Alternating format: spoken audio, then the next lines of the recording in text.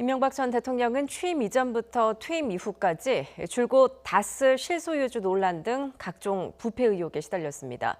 그때마다 혐의를 완강히 부인해왔지만 측근들의 자백과 또 잇따라 드러난 물증에 끝내 법의 심판을 피하지는 못했습니다. 그동안 이어진 논란, 임성호 기자가 정리했습니다.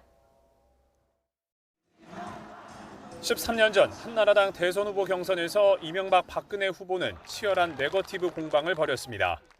다스 실소유주 논란, BBK 주가 조작 의혹, 도곡동 땅 차명 보유 의혹 등이 모두 이때 처음 제기됐습니다. 당시 이명박 후보는 이 같은 의혹들을 완강히 부인했습니다.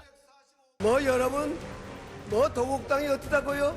BBK가 어떠가요? 새빨간 거짓말입니다, 여러분.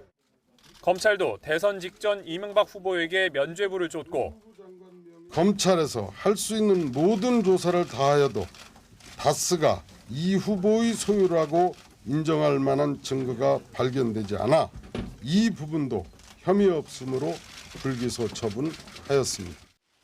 이어진 특검에서는 아예 범죄 사실이 없다고 단언하며 취임을 앞둔 이 전 대통령의 어깨를 가볍게 했습니다.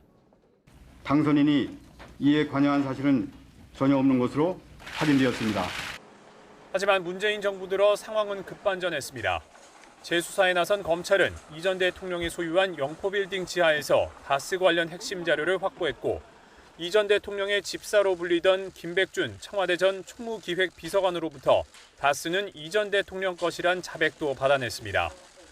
이 전 대통령에게 적용된 혐의는 무려 16개였고 결국 구속돼 재판에 넘겨졌습니다. 이 전 대통령이 주식회사 다스의 실소유자라는 사실을 확인하였습니다. 다양한 방법으로 다스의 회사 돈 약 349억 원을 횡령하고 이후 1심과 항소심에서 이 전 대통령은 모두 징역 15년 이상의 중형을 선고받았습니다. 두 재판부는 이 전 대통령이 다스 주식 처분 권한을 보유했고 장기간에 걸쳐 상당한 자금이 이 전 대통령 위에 쓰였다는 점을 근거로 이 전 대통령이 실소유주라고 판단했습니다. 그리고 대법원도 이 같은 판결에 문제가 없다고 보고 징역 17년의 원심을 확정했습니다. 한나라당 대선 경선을 계기로 불거진 이후 숱한 논란을 낳았던 다스 실소유주 의혹은 13년 만에 결국 이 전 대통령 소유라는 결론을 남긴 채 끝을 맺게 됐습니다. YTN 임성호입니다.